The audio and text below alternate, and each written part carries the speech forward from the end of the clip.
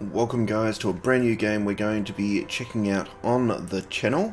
Well, the game isn't new, but it's new for us. Divinity Original Sin Enhanced Edition. I got this game back when it came out and played a little bit of it, but I ran across a game-breaking bug and so I stopped playing it for a while. But with Divinity 2 right around the corner, I want to go back and check this out. I thought you guys might like to come along. So this is just going to be the character creation video. If you want to watch this, stick around. Otherwise, I'll put a link on the screen right now to go to episode 1, where we actually start playing.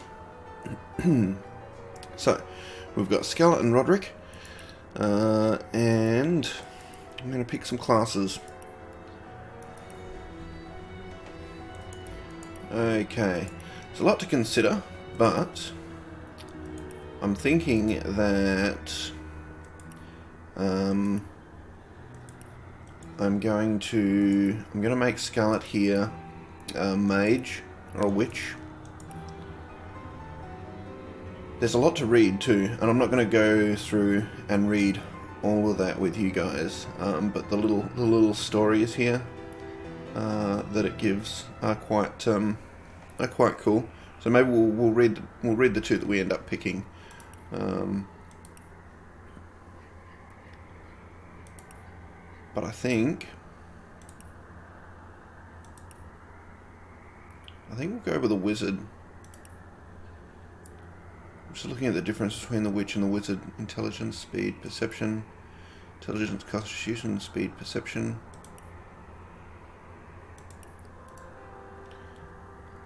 Lawmaster allows you to examine enemies and identify items. I'm going to take away Lawmaster and give her leadership, because I believe it's better for your spellcaster to have the leadership ability, because leadership will give a boost to party members and friends that can see you, boost initiative and damage, chance to hit. Yeah, because I don't think spells have a chance to miss, so she doesn't benefit at all from a chance to hit. So I want to be able to take a point in pyrokinetic, because the way that spells work in this game, spells of different types can combo off of each other really well. Air and water spells combo really well together, and earth and fire spells combo really well together. So I want to be able to take a point in pyrotechnic, but I might have to wait. Willpower improves your saving throws against feared mute. Yeah, I want to keep that. So I might have to wait until she levels up, and then drop a point in pyrotechnic. Pet Pal enables you to talk to animals. Walk it off reduces the duration of statuses that have a bodybuilding saving throw by 1 turn. I don't know if I want that.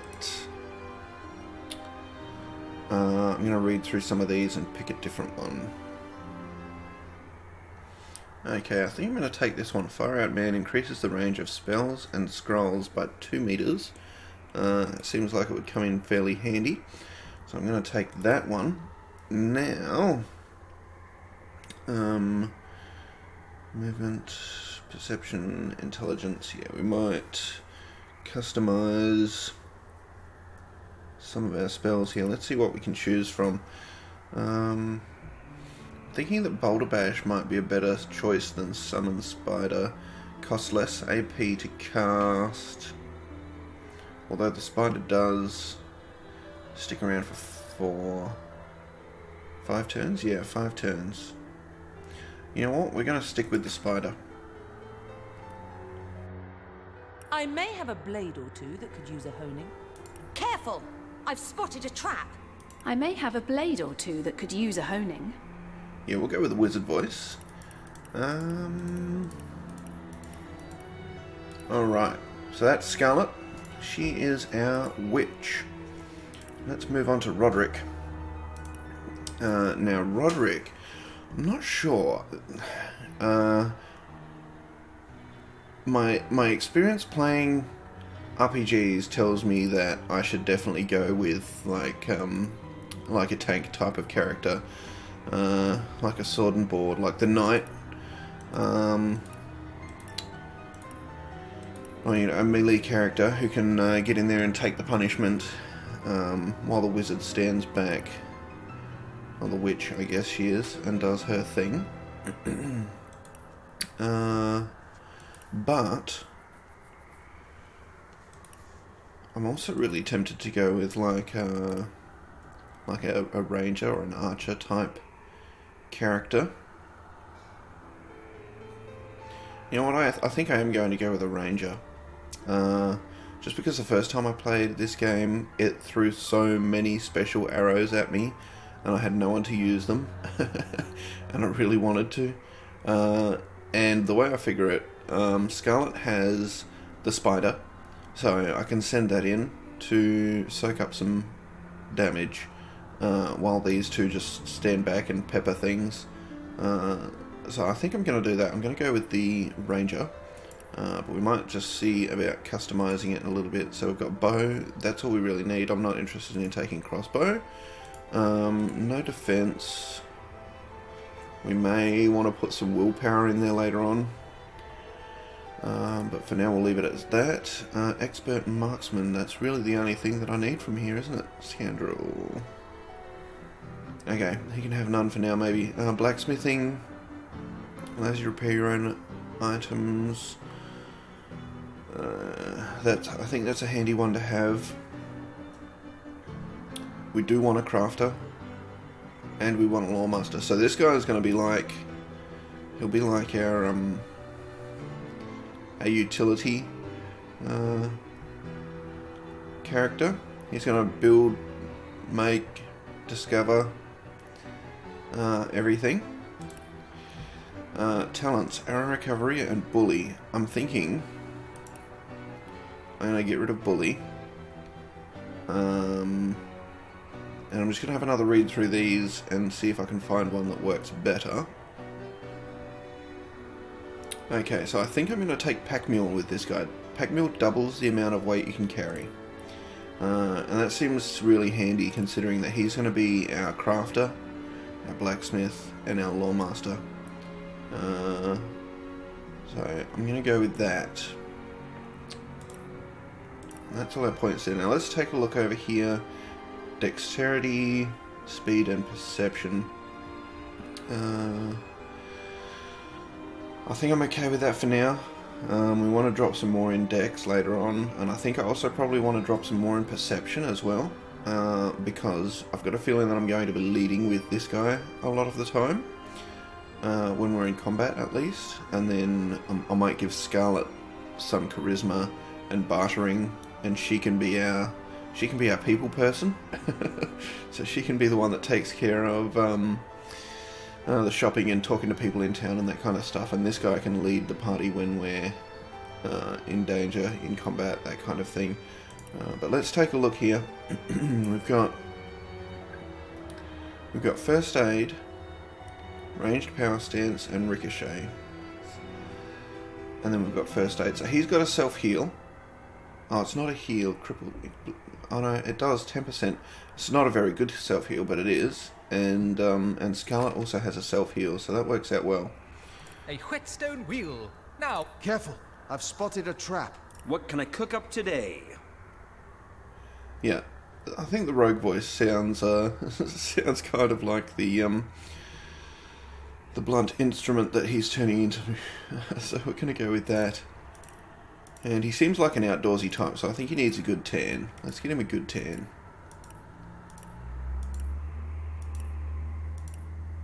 There, August sun. There you go. Oh, look at that beard. Fear the beard. Yes. So much yes.